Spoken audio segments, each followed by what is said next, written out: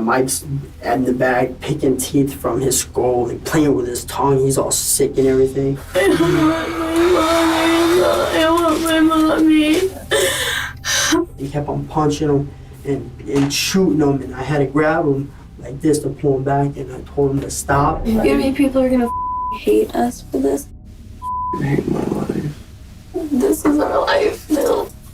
Oh my God, man. 15-year-old Seth Jackson was a typical teen boy living in Summerfield, Florida with his parents Scott and Sonia Jackson and his 2 older brothers. He loved animals and had aspirations to join the Ultimate Fighting Championships. His parents had agreed to enroll him in training courses when he turned 18. Little did he know that when he began a relationship with 15-year-old Amber Wright, it would lead down a dark and twisted path that would ultimately end those aspirations, along with his life, in an unimaginably horrifying fashion. As is often the case, their relationship was happy, in the beginning at least. However, after a year, things turned sour between them. During these difficult times, Amber added fuel to the fire when she began a close relationship with 18-year-old Mike Bargo. Seth's best friend, Will Samalot, claimed that Seth was traumatized when the end of their relationship finally came, amid speculation that Amber was actually cheating on him with Mike. On Sunday, April 17, 2011, Seth and Will went to visit a mutual friend. That night, when they left to walk home, Will noticed that Seth was texting on his phone and seemed distracted. Shortly after 9 p.m., the two parted ways. That was the last time Will would ever see his friend.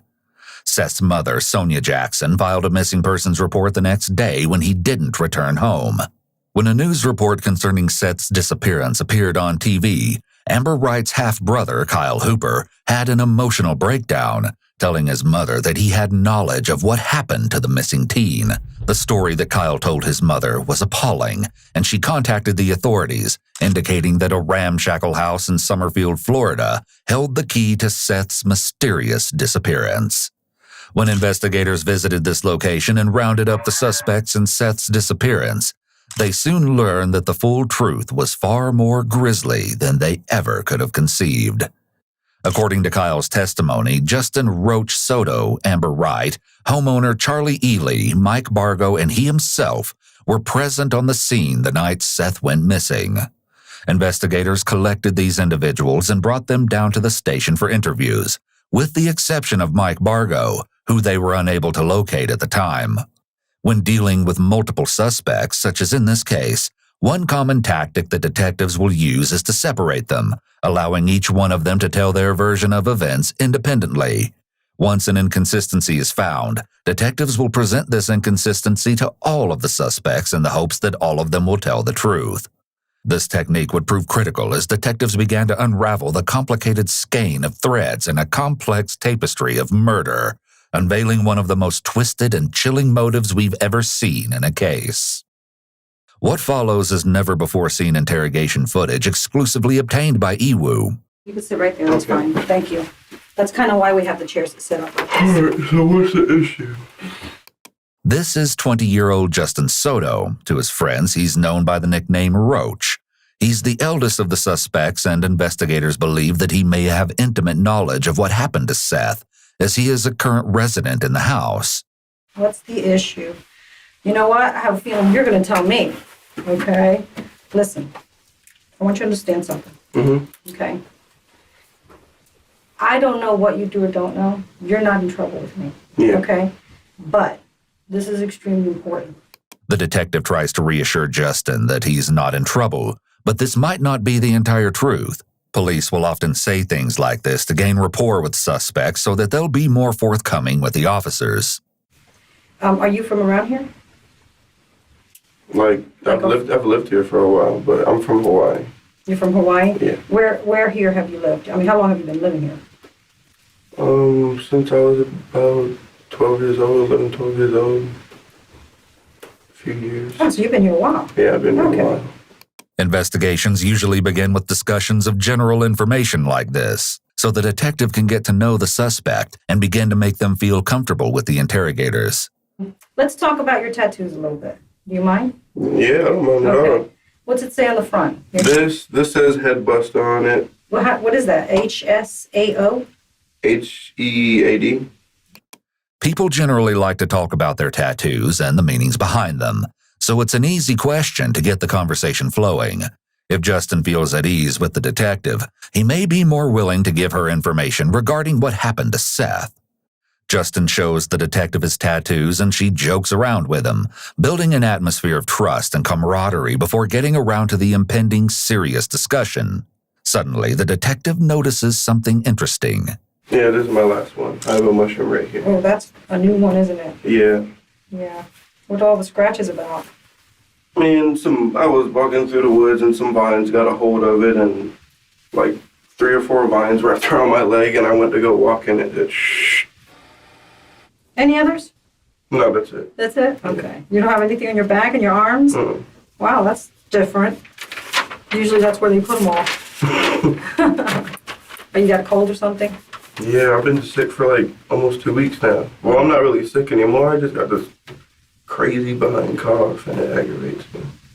While Justin's explanation may be true, a sudden increase in coughing can also indicate an increased stress level. As the body goes into fight or flight mode, mucous membranes dry up, which can make the mouth and throat feel dry. For someone who already had a lingering cough, this dryness could cause further irritation and make the coughing increase. I understand that you guys were, in a crowd. I'm older, so I'm going to say kids. Yeah. Hanging out together, okay? I hear that, tempers flew, okay? And things happened. What are you doing Sunday night? What's today, Tuesday? Today is Tuesday. Hey. Justin succumbs to a coughing fit here just as the interview begins in earnest. Do you know why you're here? You don't know? I really Did don't. anybody explain? Tell me how you ended up here. I woke up this morning to Charlie waking me up, and there was an officer right there, and I'm here now. Each of those being interrogated lived with Charlie Ely in her home at the time of Seth's disappearance, except for Amber Wright, who visited regularly and frequently stayed overnight. Okay, so you just got in a car and you didn't ask any questions like, what do you want? Why am I here? Nothing? You didn't ask anything? Oh, come on. You're too smart for that. I'm not worried about it. I didn't do nothing wrong. I was Exactly. just coming over here to see what the hell's going on. Because I woke Yeah, up. but you even said it yourself, okay? You're nervous about places like this, okay? So there's no way you're going to sit there and tell me that you got into a police car, okay, and ask no questions as to why you're getting into a police car after being woken up, okay? The detective appeals to logic based on information she's already collected from Justin to point out that he may already be acting dishonest with her. So let's. They said an incident happened. Okay. With who? I guess freaking something about some kid that I don't even know who the hell he is. And Yeah, you do. Who is he? his name's Seth or something like that. And supposedly, I guess he got shot or whatever. Okay. That's all I know. Like the girls, I guess they went to go meet up with him or something. And What girls? Charlie and the other one. This is 18-year-old Charlie Ely. She's the owner of the house where Justin, Kyle Hooper, and Mike Bargo also live. I don't like this room. I'm about to go crazy.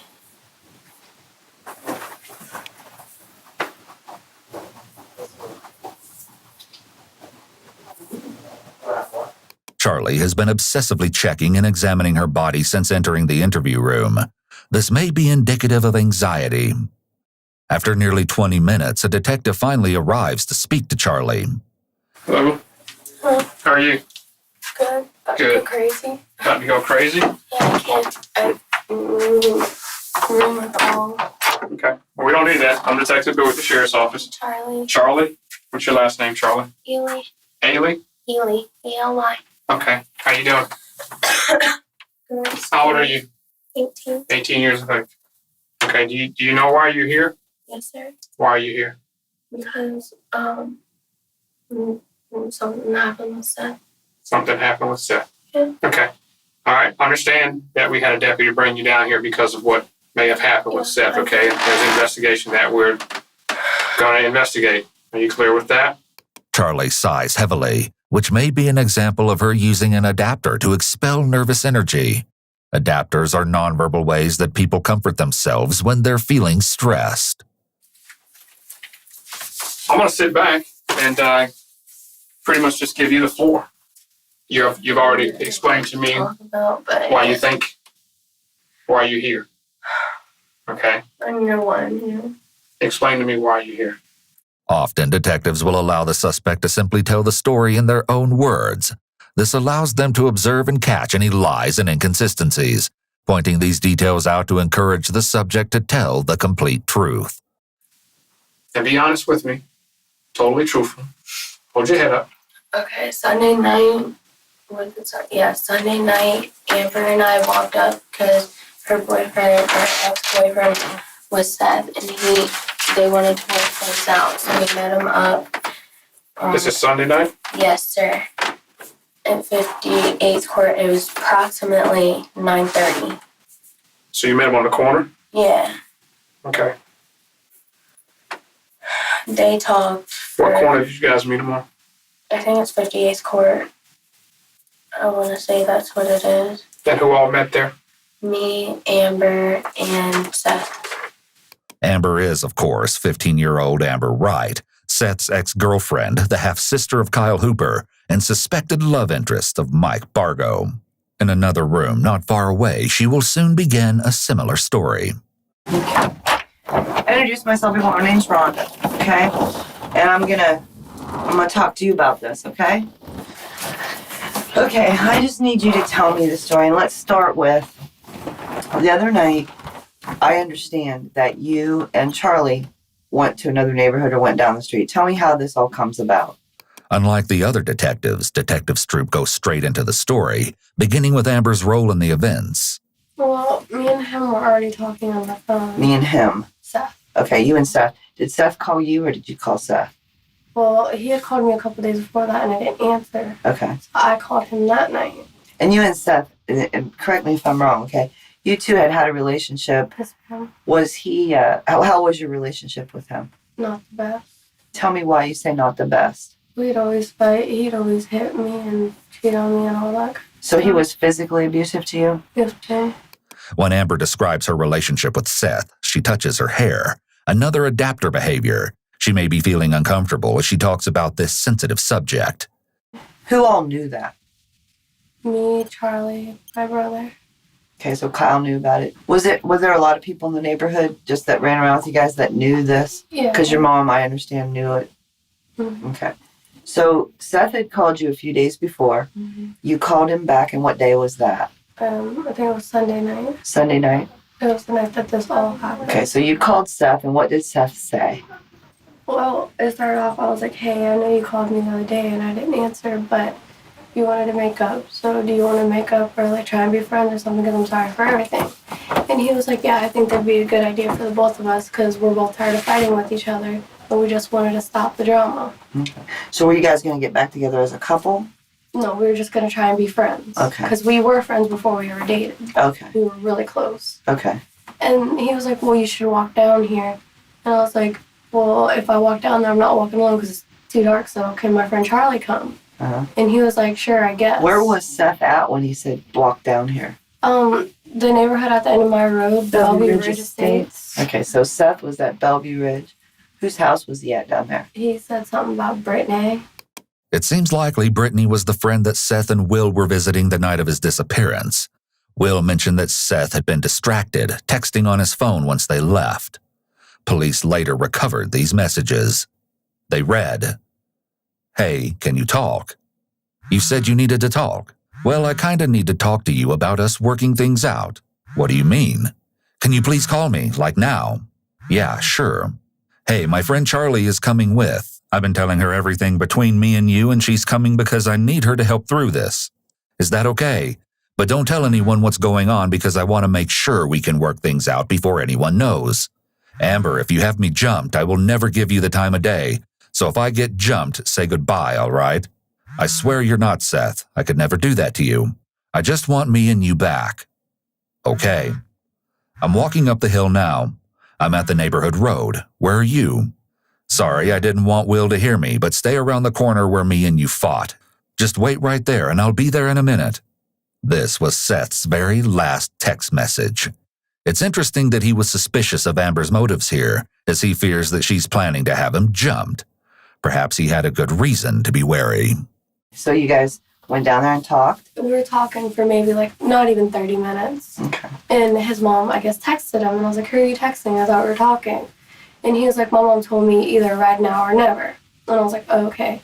I guess they started arguing, whatever. And then he looked at me. He's like, Arguing with his mom through yes. text? And Okay. I guess he called her a bitch or whatever. I didn't want to get in it. And then he was like, look, I'm not in the mood to talk right now. I'm getting out of here for now. I'll see you around. And he just stormed off. So when he stormed off, we went back to my house.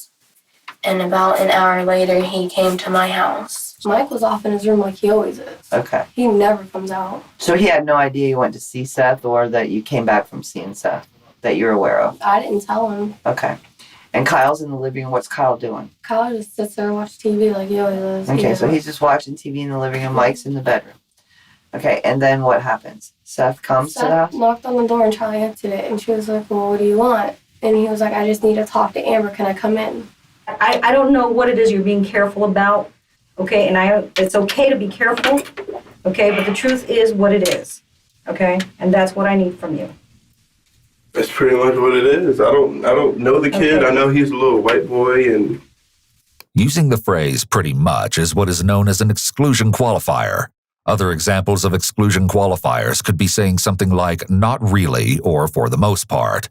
It allows the person to tell some of the truth while hiding the rest. It's important to note that just because you hear someone use one of these statements, it's not proof that they are lying, but an indication that they may be. him and one of the girls used to date or whatever, and Which girl? the Amber girl, Well, you just told me more than you told me a few minutes ago. How do you know Amber?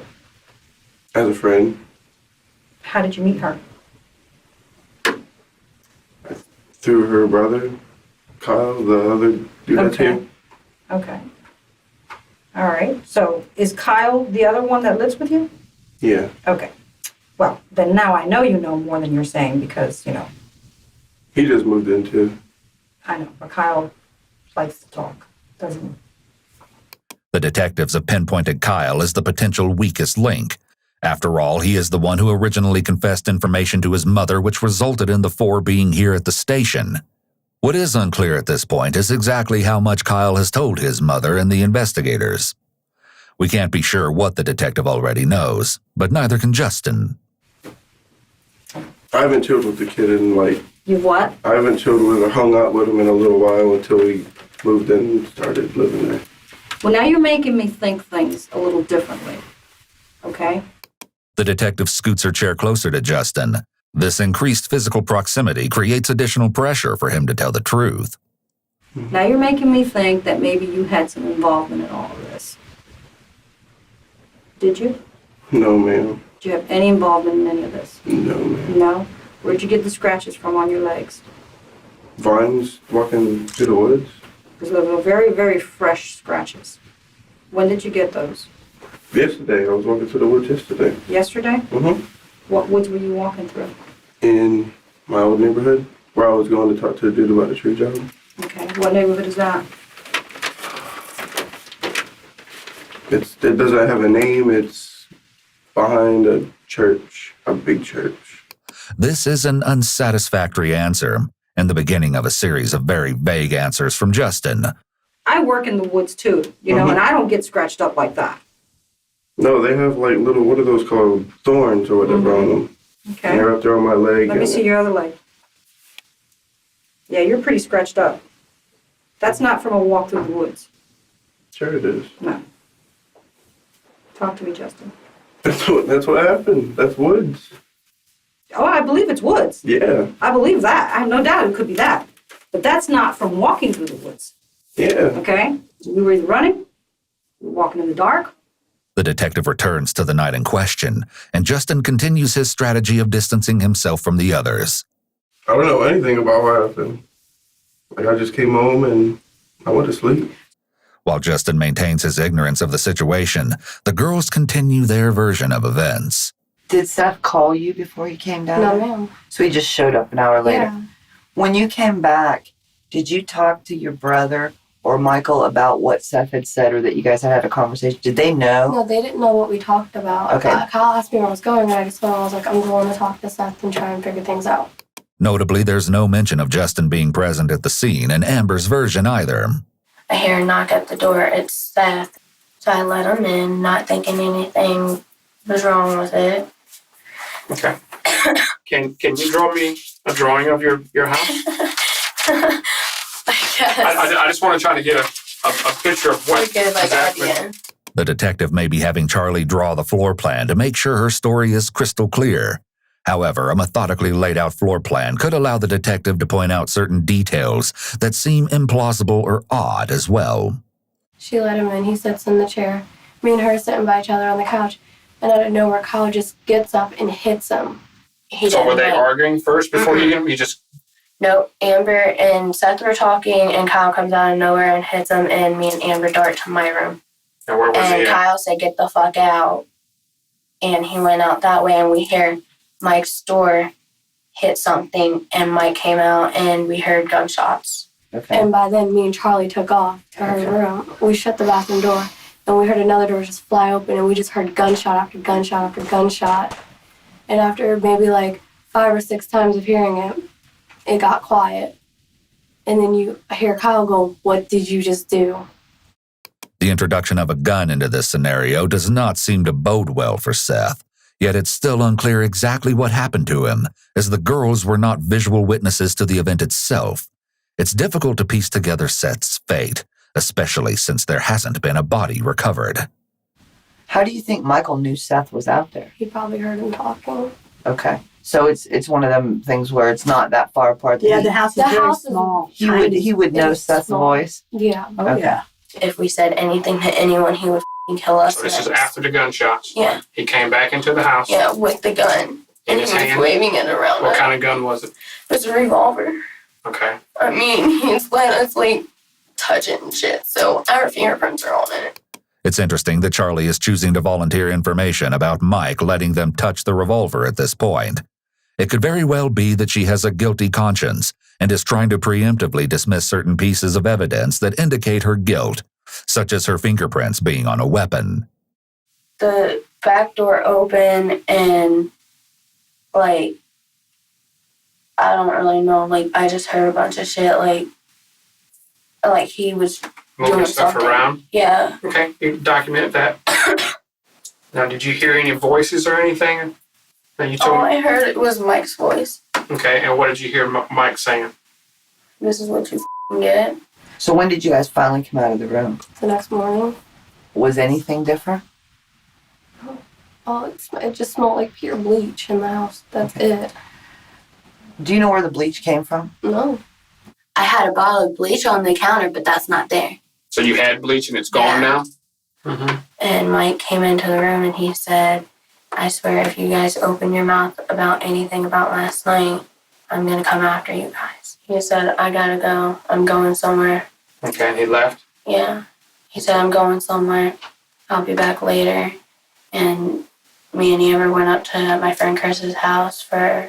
Did you look around your house or anything to see what Like, I I mean, you was had to be looking curious around. about something, I right? was looking around, but I didn't see anything. Like, I didn't see really anything. I mean, my shit, the only thing that I really noticed was in my bathroom, my shower doors, not my bathroom, but the guest bathroom, shower doors were down.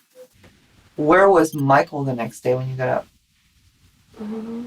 Did you see him? No, he just wouldn't come out of his room, and then me and Charlie left. And we were up at her friend's house until maybe 4, 3. Okay. What time did you call me? When you made dinner? Probably about 3. So Michael was in the house though when you woke up in the morning. Yes, ma'am. Okay. This is a minor discrepancy in what has been a very parallel story, since Charlie claims Mike was out and about making more threats, while Amber says he was asleep in his room until they left. This guy, Justin Soto, was he there when this happened? I didn't see him anywhere. Like, I don't think he was there. I think he was talking about going and talking to someone in another neighborhood about a job that he has to do like next week. What have you heard about Seth? Tell me everything He you've used heard to- about Seth. Like, he used to date Amber, and I guess, I don't know, it's pretty much it. I guess he had some problems with some other kid, and What kind of problems? Once again, Justin uses two selective memory statements, I guess and I don't know, followed by another exclusion qualifier. That's pretty much it. This doesn't mean he's guilty, but it could suggest that he's withholding information related to the case. It's possible that he's either protecting someone else or himself by holding back.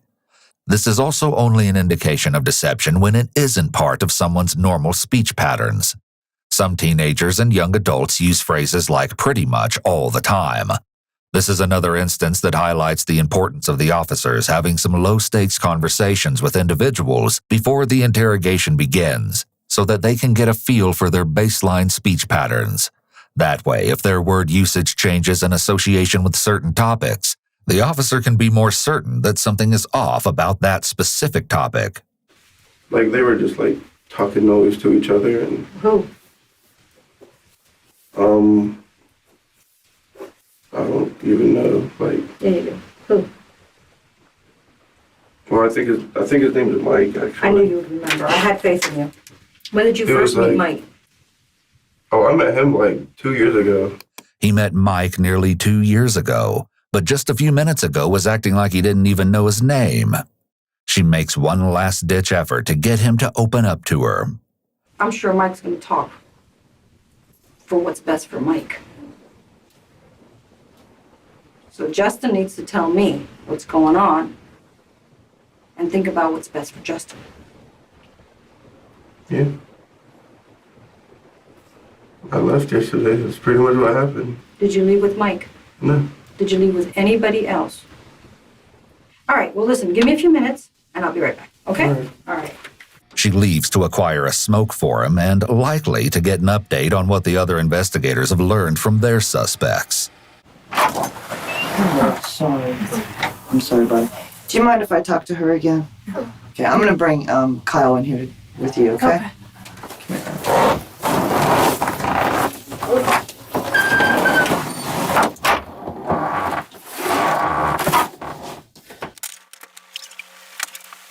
This is 16-year-old Kyle Hooper, Amber Wright's half-brother.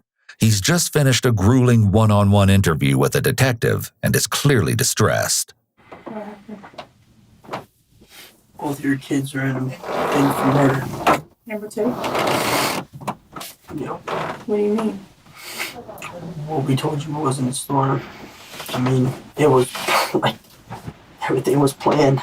With Roach, everybody? Everybody. Admitting that everything was planned is extremely important because it proves mens rea, premeditated criminal intent. So not only has Kyle essentially admitted to murder on videotape, he's also admitted to a specific degree of murder. First-degree murder. We're gone. They took my phone. Everything's gone. James is on it too. On what? Is it on this? Now Kyle has also unexpectedly implicated his stepfather, James Havens III, stating that he is in on it too. Kyle Hooper, much like his sister, has told detectives a bit of a story while his mother was present. However, they likely realize at this point that he is the weakest link, as he was the one who originally confessed to his mother. He certainly doesn't seem to want to tell the full story in front of her, so the detective pulls him out into a room alone, where he sits wiping ink from his hands from his fingerprinting. Little does he know, a confrontation is about to begin. So, sorry about that. What's wrong? I want to be perfectly honest with you, okay? This is how I work. I'm giving you an opportunity right now to lie to me. Okay? If you take that opportunity, okay, you're a fool. No, I'm not lying to you at all. Everything that comes out of your little mouth right now better be 110% the truth, okay? All right, now let's start back at the beginning of this. And this is your one and only last chance to correct any discrepancies you may have of the story that you told me. Okay? Want to start fresh? No. Man, I'm scared. Yeah. Kyle, I'm sure you are. Okay? I've never been through it. I don't want to go. I don't want to go through none of this. I didn't even for none of this to happen. Okay, but you know what, Kyle? Right now is the time to man up. Right now is where the rubber meets the road. Okay? I can do nothing for you. I can do nothing. I can't talk to you if you're not going to tell me the truth. She may be trying to empathize with him to make him feel like she cares, but she makes no hints or promises that he won't be locked up or that she will help him. Meanwhile, Kyle is hiding his face with his hand, which may indicate that he feels shame and wants to hide himself from the detective's gaze. So let's start at the beginning, okay? Just you and I here, just start at the beginning. Tell me what really happened. Kyle begins his story with important insight into his state of mind that night. He and his biological dad did not get along, which may have been a major factor in Kyle's sudden decision to move in with Charlie. To that end, he sold his laptop to raise quick cash for rent, and that instigated an argument with his mother. Feeling like he was losing his family, he went to his stepfather, James Havens, for mental support, who later dropped him off at Charlie's house. His anger and frustration may have been contributing factors to his fateful decisions later that night. With the stage set, Kyle begins his shocking tale. He drops me off. All right. Well, we got this kid that comes over. His name's Brandon. He plays the guitar. Brandon? Yeah, his name's Brandon. He plays the guitar. He's got him on here. He's in a band and stuff like that. That comes over to Charlie's house? Yeah, he plays guitar, and well, he was out there playing the guitar and stuff like that on the front yard and everything. And then Mike, he was like getting all into it. He went in the house. I guess he was snorting some pills or whatever. And he was. What kind of pills were Mike snorting? I'm not sure. They were white pills. Where'd he get them? There's no telling where he gets any of this stuff. I don't know. He don't tell me nothing about stuff like that, honestly. Okay. The detective is interested in these pills, but all Kyle can contribute is that they were white. Yet Mike's alleged drug use that night may have contributed to him making the decision to kill Seth and follow through with that choice. Although it's unknown what specific drug he may have taken, many illegal substances have been linked to increased levels of violence. So he's snorting some pills and so on? And he, he's getting all hired, wired up, hyped up and everything. And somebody brought up the name Seth, and he's like, man, I want to go on a killing spree tonight. He's like, I just want to. And he's like, you guys down? And I told him no. I told him I don't. When he said you guys down, who's he talking to? Like, you and him? Me, Amber, Charlie, Roach. Okay. Who's Roach now? The guy Justin Soto. Oh, okay. So Soto was there. Yes, ma'am. Okay. Kyle hesitates, but then officially places Justin at the scene on this night, disputing his claims that he did not hang out with them and had no knowledge of anything that took place. Justin is going to have some explaining to do. I know you were there. I know about what you did. I know that you participated. And I want to know exactly what you did so that I don't blame you for something you didn't do. Because everybody else is. All right? Blaming me? Yeah. The detective has clearly learned details from the other interrogations. However, Justin doesn't know how much she knows, and she's implying they're laying the blame for events squarely at his feet. It appears that the detectives may be using the prisoner's dilemma as one of their tactics to get everyone to talk. This psychological dilemma involves separating people and then giving them a scenario in which each person must decide, without being able to communicate, if they're going to cooperate with each other and stay silent, or if they're going to turn on the other and deflect blame off of themselves. All the while, the detectives tell each person that the other has already spilled all of their secrets and blamed them. Here, each of the suspects face this same decision dilemma. If they all stay quiet, there may not be enough evidence to convict them, or they could receive a lesser charge. But with the choice to cooperate with each other comes a great risk. If only one person stays silent while the rest talk, they risk getting blamed for everything. But if they all talk, then they all could face punishment. The detectives will put the pressure on even more by suggesting to each person that the others are pointing the finger at them. Is this just an excellent way for interrogators to get to the truth? Or is it unethical to pit suspects against each other as it could incentivize false confessions? Let us know your thoughts in the comments below. Yeah. Wow, I know what happened to Seth. Okay? Mm-hmm. So, the floor is yours. Question is Roach going to look out for Roach? Or is Roach going to not look out for him and let him take the fall for everybody else? Well, since you put it that way, this is what happened since they were. As easy as that, Justin joins Kyle in revealing the truth of that horrible night. Meanwhile, Kyle's grim story is far from over. Mike has just taken the pills and is amped up and ready for violence. Was he talking about killing people? Was he talking about killing Seth? Pretty much, because he was like, man, because he's like, all you gotta do is find him and kill him on the way down here and everything like that. And he didn't want Amber to call him off of the phone or text him. He didn't want nothing, have her or Charlie to have nothing to do with it. What could Seth possibly have done to stir up such animosity with Mike? This couldn't have been a random event. There had to be a motive. Perhaps Amber has already given investigators a clue. Why does Michael not like Seth? Because he likes Amber. Yeah. Oh, okay. So have you ever dated Michael? We've never dated, but we've always had a thing for each other, but never dated. Okay. Despite what Amber says here, Seth certainly feels like she and Mike were in a relationship. The two former lovebirds engaged in a social media war after the breakup, which demonstrated how volatile things had become between them.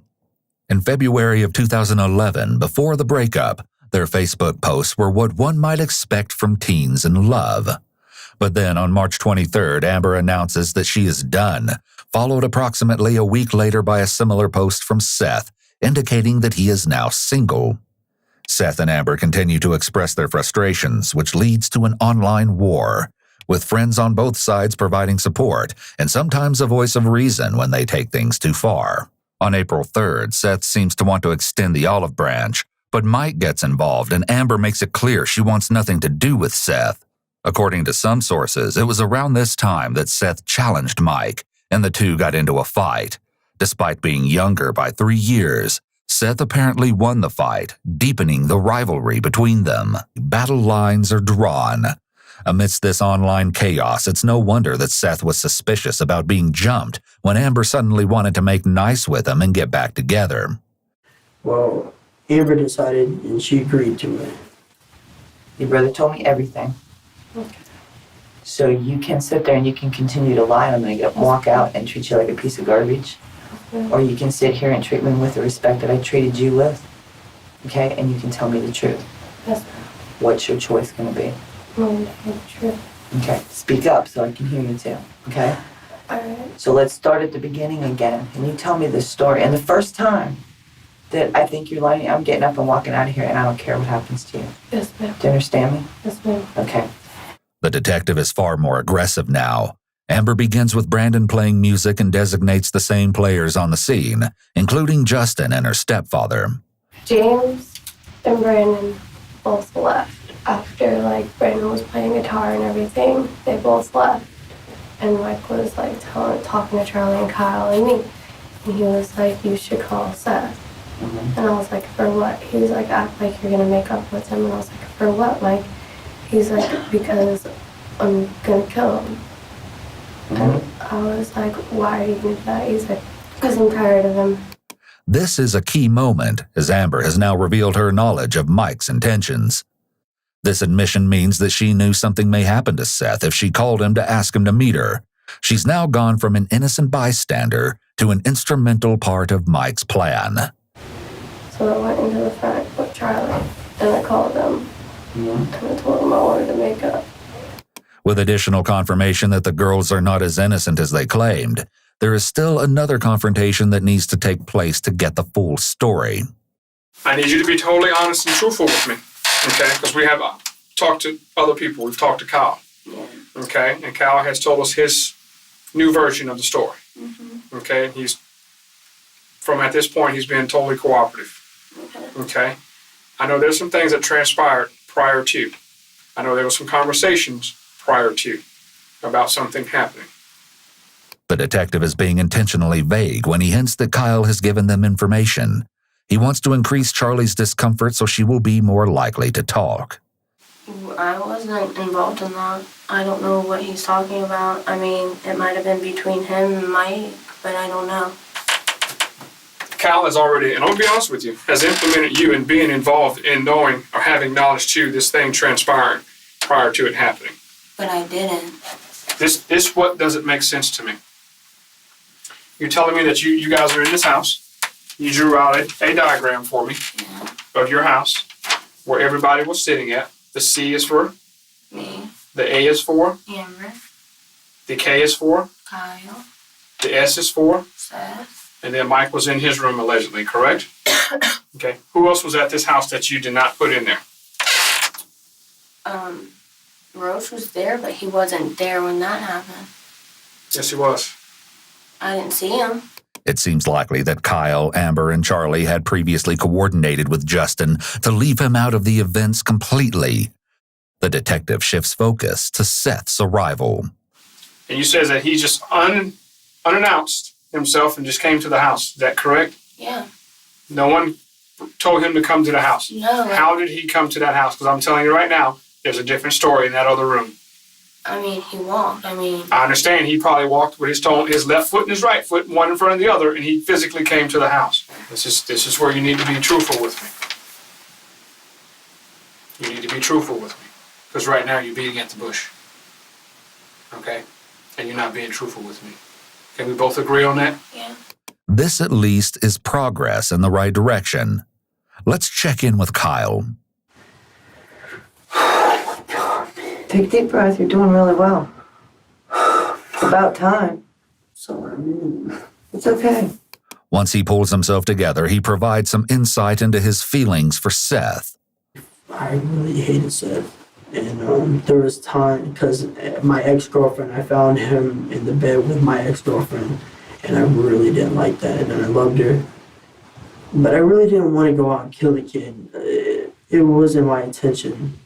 And he come, all right. Well, Mike was talking about it. He's like, listen, he's like, I'll do it. And believe it or not, Amber wanted it done. Amber don't want nothing to do with him. Amber wanted him dead and gone. He deserved it. Kyle is deflecting responsibility off himself by justifying what they did, by blaming the victim and stating that he deserved it. I wanted him dead, but I didn't want to do it. And I didn't want nothing to be a part of it. I didn't want nothing. And Mike said he would do But it. Mike said he would do it. So you talked to Mike he kept about on it. saying, man, I'll take the blame for it. I'll take the blame for everything. I'll do it. I'll do everything. I'll take the blame. If the cops ask you if anything, I'll take the blame. I have nothing to lose. Kyle has admitted to quite a bit so far. He seems to mistakenly believe that Mike could take all the blame for killing Seth if he's the only one who pulls the trigger. It's whatever. And Amber agreed to it. Everybody was agreeing to it. So did Soto agree? Huh? Soto? Roach? Everybody agreed. He Like I agreed? said, everybody agreed. Amber agreed? Mm-hmm. And Jay, Charlie agreed? Mm-hmm. Mike said he would do it and you agreed. So there's 5 people. Yes, ma'am. Okay. The detective makes it perfectly clear that Kyle is stating that each of them were involved in premeditation for murder. And Mike's like, man, I can't do this. It's got to be done now. He's like, wait, Mickey, he's not. He's sitting in the love seat. He's like, it's got to be done now. Mike opened the door. I come out. I hit him over the stick, the head. Where was Seth when you hit him? He was in the chair, Okay. and I hit him over the head with the stick, and it broke 3 times on him. Kyle had previously admitted that both he and Justin Soto intended to hit Seth to make it easier for Mike to kill him. This is considering aiding in the murder and could make them just as culpable as Mike. He's now admitted that he actually followed through on his part. In another room, Charlie's detective is about to use this event to perform a coup de grace. At no time did you ever say, when Kyle hit Seth across the head with this stick, board, or whatever this object was, what the hell are you doing? What's going on? If you didn't know what was going on. You see the picture I'm painting now? Obviously, you had to know what was going on, okay? Because any person in their right mind would have asked this question. If you and I are sitting in this room, and whoever's sitting over here, and I just start beating the hell out of him, aren't you going to want, what's going on? You never said that. You know why? You know why? Yeah. Why? So I knew something might have happened. Exactly. Charlie finally admits that she knew something might happen. Once the detective started being aggressive about her lies, it didn't take very long for her to break under the pressure. I hit him, and he stood up. And when I broke it over his head 3 times, he stood up. And then Roach come in, and then he hit him with his stick, and then he was trying to go through the kitchen, and Mike shot him in the back twice with a gun. Kyle hit Seth with the thing, and I flew against the counter, and I looked. Roach hit him with a stick too? Yeah, I didn't look at it. I was in the kitchen, and all I seen was Seth fly, and then Kyle and Roach flew, and Mike flew right behind him. And Charlie was like, come to the room, come to the room, come to the room. When Kyle hit him over the head, that's when we ran into the room because we didn't know where Mike was. Like, we thought he was in his room, and obviously that's where he was. But, like, we didn't know where he was with the gun. Okay. And then he was still trying to go out the front door, and Mike just kept on shooting him. I kept on telling Mike, I was like, stop it, let him go. And he just kept on shooting him. And he goes out the house. I just got out of the way and like pumped his ass. And Roach grabs him like this and Seth on the ground and has him choked. And I don't know what he did to his knee, but he kind of messed up his knee, and Roach rolled over. Who messed up his knee? Roach, Okay. Soto, and he rolled over, and Mike come up and shot him in the head, and that's when it was over. Mike shoots him. How many times? It's like 5 times maybe, I guess. Right there on the spot? And oh my God, man. And come back into, and then I was like, Mike's like, man, grab him, you gotta grab him, Kyle. We can't have nobody, we gotta grab him. And I was scared, I was freaking out, and I'm like, okay. And I grabbed him, and I pulled him up the stairs, and Grabbed who? Seth. I started pulling him up the stairs. Was Seth still alive? Partially, yeah. Okay, so he was still breathing at that time. He was partially still alive. I walked in the room with her. I was so shooken up. I'm staring at her. I'm crying. She's trying to hold me to stop crying. I'm about to puke from it all. And then they got him in the house and laid him on the floor. And then they put him in the bath. And then Who put him in the bathtub? Roach come in, and he helped put him in the bathtub. Did you help put Seth in the bathtub? Yeah, I like grabbed a little piece of him and like just put him in there, and then I just went out and And then when he was in the bathtub, Mike kept on getting all psycho and pissed, and kept on punching him and shooting him, and I had to grab him like this to pull him back, and I told him to stop. I said, listen, you need to stop right now. And then I come in, and then Mike's wanting to break it. I come in, and Mike's trying to break his kneecaps to put Is him he in a dead at hog this tie. point, or is he Yeah, still? he's completely dead. Who broke his legs and knees? I think Mike did that. And that's when Mike had his kneecap had his leg pulled out like this with some in his hand, some hard, trying to break his kneecap. How'd you get the scratch marks on your legs? Fighting with Seth? No, I didn't. It's with still woods and stuff. Finding firewood? Huh? Finding firewood Yeah, to burn up, Seth? I guess, yeah. And then Mike was like, Roach, get him in the bathroom. And then Charlie was like, Amber, don't walk out there. Don't walk out there. We don't need to see it. That's when Mike walked in the room with his gun in his hand. And he was like, I love you both, but if you say anything, I'll kill you both. When a person threatens to kill another person to get them to commit a crime, that creates a duress defense.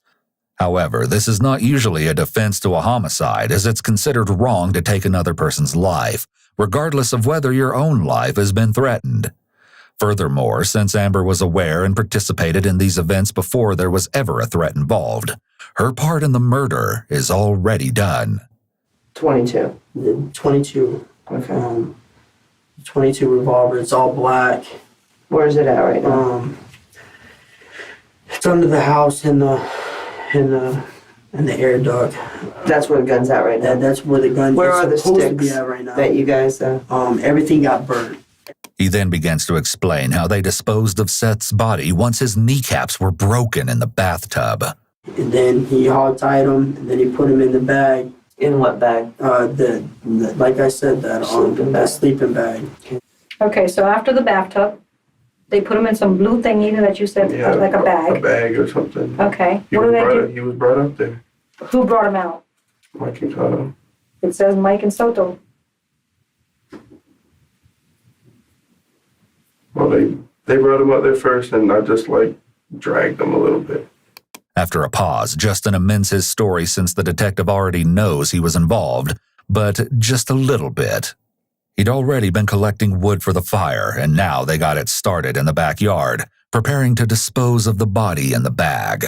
We had these two tires. The tires, now the rubber was supposed to, I guess what Mike said was supposed to overdo the smell of the burnt body, something like that. So Where'd you get the tires? the tires were already in the front yard. They come off of some car or something.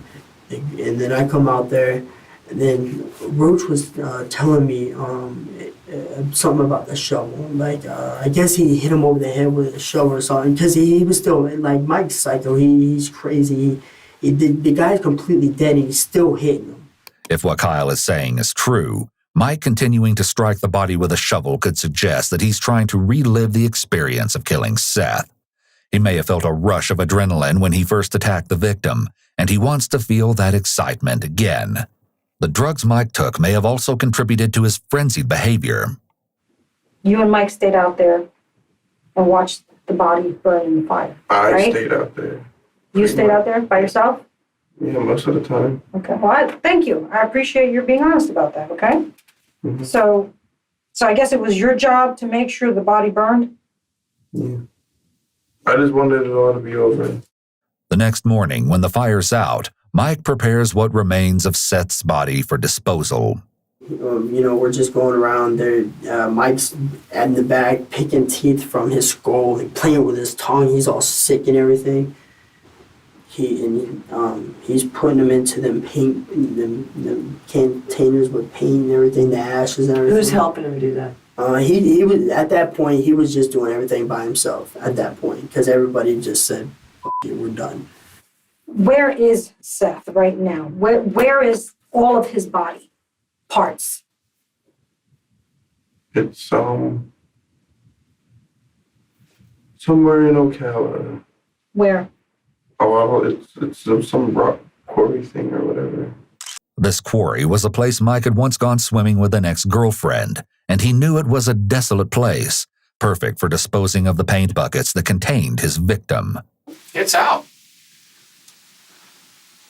You brush your teeth, right? Yeah, You know what toothpaste look like, right?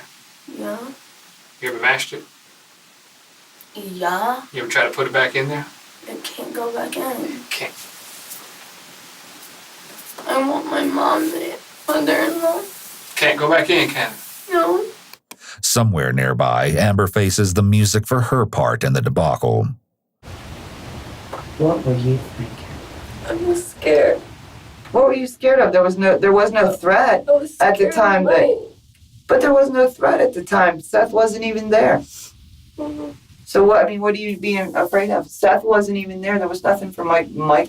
You said, Mike told me, I love you both. He would never do anything to hurt you. What were you thinking about getting Seth up there? I don't know. I wasn't thinking at the time. Did you just hate Seth that bad? I didn't hate him. I was hurt. Does your mom know about this?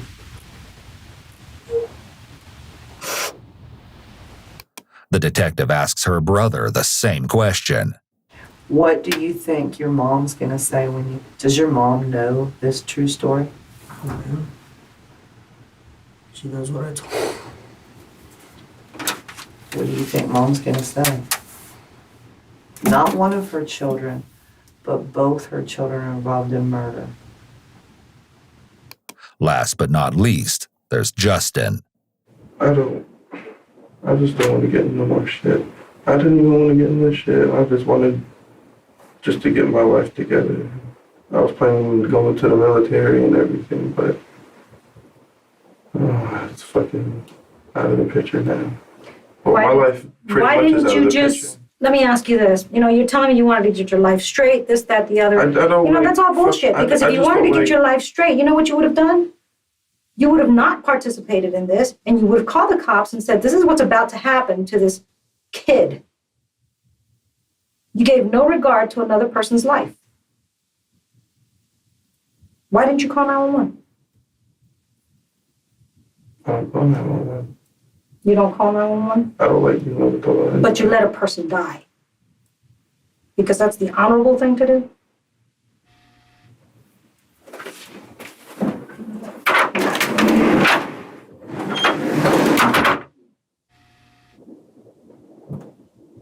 And my life is... With interrogations complete, detectives begin sending the suspects one at a time to where Kyle and his mom are waiting. He's sitting in the chair, currently just off screen. She said, you tell me the truth and and straight the truth, and I will try helping you. That's why I need to talk to the detective again. I'm gonna just come out with it, and I'm gonna get everything done and over with, and I just want it all done. So I told him. If someone cannot afford an attorney, they have a constitutional right to have an attorney appointed. This is explained to every person in custody as a part of their Miranda rights. But Kyle doesn't seem to fully comprehend this right.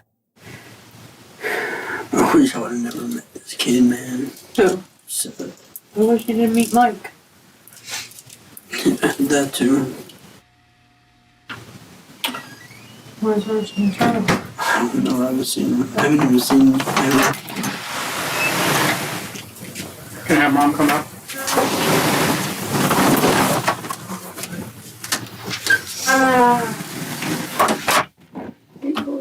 I had to. They knew we were lying. Immediately, Amber confronts Kyle. For a second. Is that your mom's purse? Yeah. Let me give your mom. Did she leave it? No, actually. So, we've interviewed Amber, Charlie, and now you can't now. I know you're lying to me. They immediately begin talking about the interrogation. It's likely that they're unaware that they're being recorded. I'm sorry, guys. He's not gonna wait for me. Charlie taps her arm where her husband's name is tattooed. With the prospect of facing incarceration before them, the conversation turns to their feelings about the idea. Yeah, that's what I'm terrified. I am too. Because I'm actually going to an actual jail. And then an actual prison. It's no like juvenile. Well, I'll probably be going. You can't, you're 15. Yep, they can trial me as an adult because I actually hit. In time, they begin to speculate about the one person who is still missing, Justin. So for you, and if you want to give me a Roach was already out because I heard them talking about a cigarette. So where's Roach now?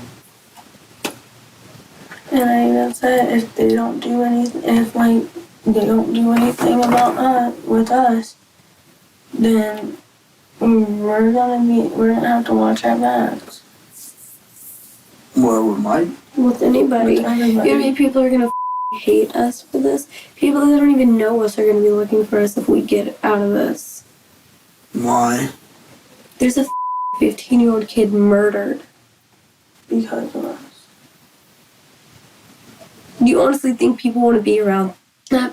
Do you think people think there's those kind of people are supposed to be here? Yeah, but it's not our fault. Hell, I don't even like the kind of people, and I'm one of them now. I don't And I even. didn't even do anything. Throughout their discussions, they've been placing the blame squarely on Mike as the ringleader, discounting their own contributions to Seth's murder, as Kyle does here. They seem to struggle to acknowledge what they've done or take responsibility for their own actions. Amber, where are the clothes that you had on that Sunday? After Amber answers the detective's question, Kyle takes the opportunity to try to find out some information. Can you tell us anything what's gonna happen to us? I sure can, and I will. Just in 1 second, just let me go back and tell him what she said. What shirt did you have on? This is the story. You're an adult, correct? Juvenile and juvenile, correct? Am I right? Mhm. You two are under 18 and you're 18. You're all going to be booked with first-degree premeditated murder. You two will go to the juvenile assessment center. You will go to the Marion County Jail. Okay? For how long? Take a deep breath. You'll have no bond. You won't be getting out. Like how many years? Oh, honey, this is not. Listen to me. Everybody, just take a deep breath. Like, well, since we really didn't do anything. No. See, but you did. First of all, let's get over that hump right now, okay? That we really didn't do anything because everybody's complicit here. A person died. A person was murdered, okay? We all knew about it. We all planned it. We were all involved in getting it done. So let's hop that hurdle first, okay? Let's man up to the fact that, damn it, this was a pretty heinous crime and we all had something to do with it. Now we got to deal with what will happen to us from that, okay? Yeah, well, it was like the fact, like, I know I was scared because Mike had a gun and I Oh, was you know what? scared. Stop it. Do you think we haven't been listening to everything you guys have been saying in here? Are you that stupid, really? I know. And just stop. Because I don't even, lying to me just makes me just, ugh, I hate it. I wasn't lying. Oh, yeah, you were. You lied about a few things. But anyway, that's what's going to happen. It is one step at a time. Remember to breathe. That's how we get through stuff like this, okay? But you know what? I will say, you, sir, I have a lot of admiration for because at least you told the truth. Having praised Kyle for his honesty, she informs them that they will be booked, but that they still have the trial to determine their guilt or innocence. What? How? Is Roach gonna go through the same thing? Yes, he is too. He's admitted his part. He will be booked also. She tells Kyle and Amber they will let her see her mother before they have to leave, and then departs. The staggering reality of their situation begins to sink in. We're all in for murder. I lied. What? Did you say, why did you lie? This is our life now. Oh my God. We didn't do anything with the body or anything like that. I get 5 years, I'm 20 by the time I get out. Amber is unable to grasp the true magnitude of what a first-degree murder conviction would mean. 5 years would be a drop in the bucket compared to what she can expect. And I'm gone, Joe. Joe's gonna be gone. He's not gonna stay at all.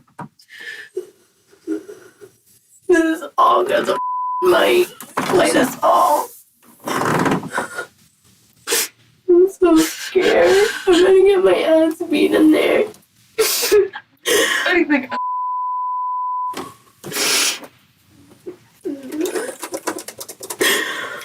gonna be like and I can't fresh little meat. I'm gonna be the smallest fucking person in there. Don't always this. Oh, you guys are going to the juvenile thing. I'm going to the big thing. Have you seen the juvenile? The juvenile is f- crazy. The jail is full of fucking older people now. Now the juvenile is all these. I'm so scared. It's gonna leave me.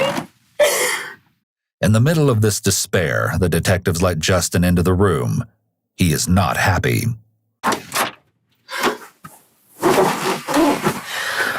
We're screwed. Yeah, I know that. Yeah. And Mike's fucking running while we're all handling it for him. I want my mom. I don't want.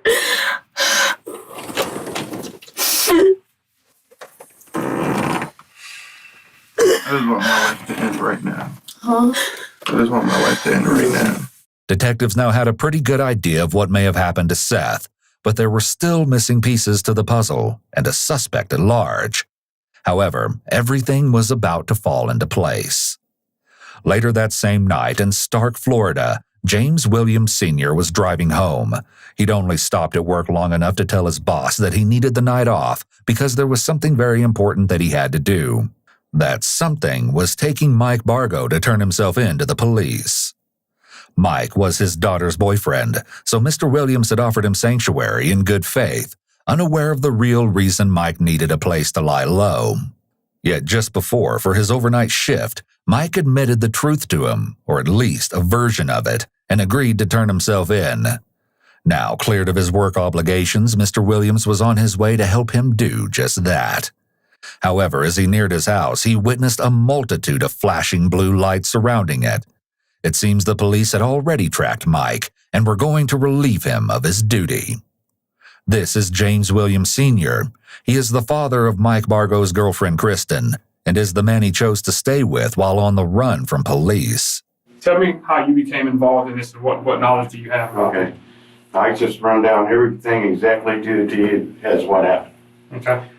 Yesterday, I got a call from him, actually from my daughter, wanting to know if he could come up and stay at my house for a couple of days.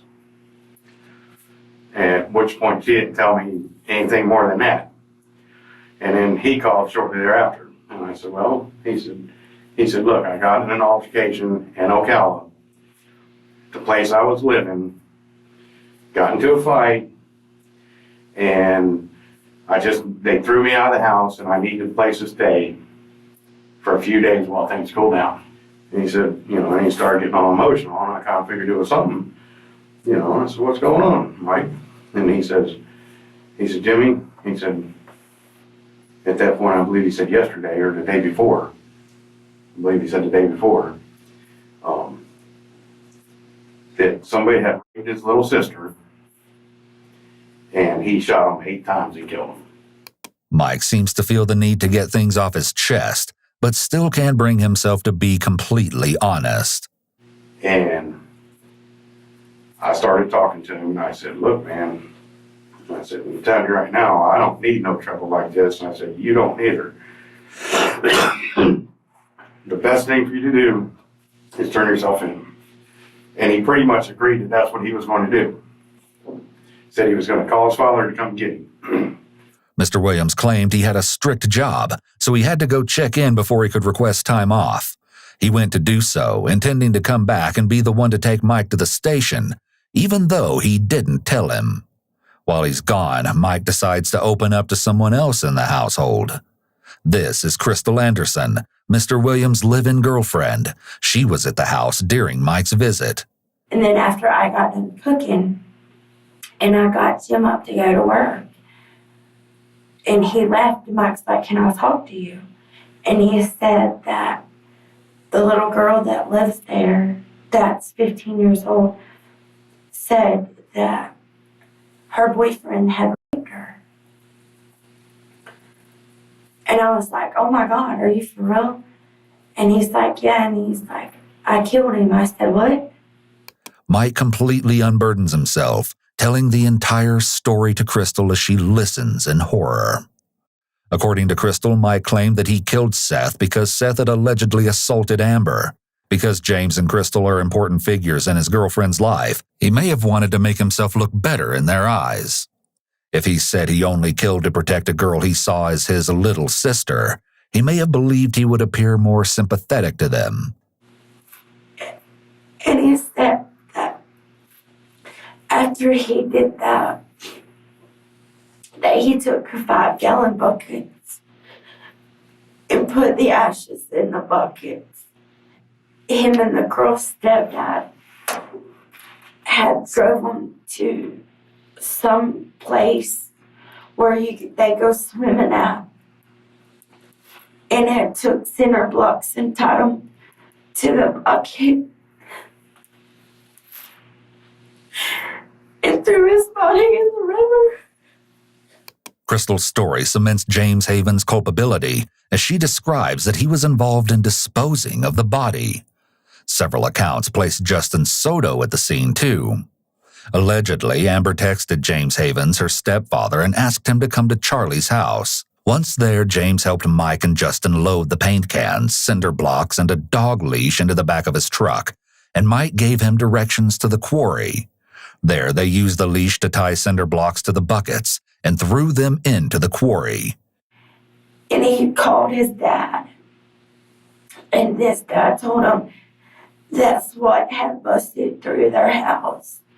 And they were looking for him, and I told him, I said, Mike, I said, you got to tell Jim what's going on. You got to tell him. I said, I can't let him get in no trouble because you want to be crazy. And I had called my cousin that lives across the road, but nobody was home because I was scared. I didn't know what to do. Okay. And is that when we showed up? Yeah. Now that these interviews have concluded, there is, of course, one more person who the police need to have a little chat with. Which one? This one or that one? That one's in No, the not there. How you doing? This is 18-year-old Mike Bargo, mastermind and instigator of the Seth Jackson murder.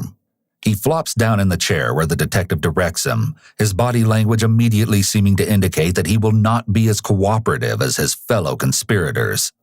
Yo, Mike, I get these off the way. They're really killing my wrist. Mike may be feeling powerless, so he tries to take control of the situation right away by asking to have the handcuffs removed. The detective complies, likely to build goodwill. I got a hole in that hand, and as you can tell. Okay. I'm Detective Brewer from Marion County Sheriff's Office. Okay? And I think you know why I'm here to talk to you. Okay? Before we talk or anything, I have to advise you of your rights. You understand that? Mm-hmm. Okay. Do you understand each of these rights I have explained to you? Yes, sir. Having these rights in mind, do you wish to talk to, it says us here, but I'm saying me. Do you wish to talk to me now? I'd like to get on one phone call, because I need to get on with somebody. I need to call my lawyer. You want to talk to a lawyer? Is that what you're telling me? I mean, I'll talk to you, but I don't want to call my dad. I want to call my dad. Hold on a second. You just said you want to talk to a lawyer. Did you want I talk to a lawyer, or do you want to talk to me? I want to clarify that first. I'm going to talk to a lawyer. Okay.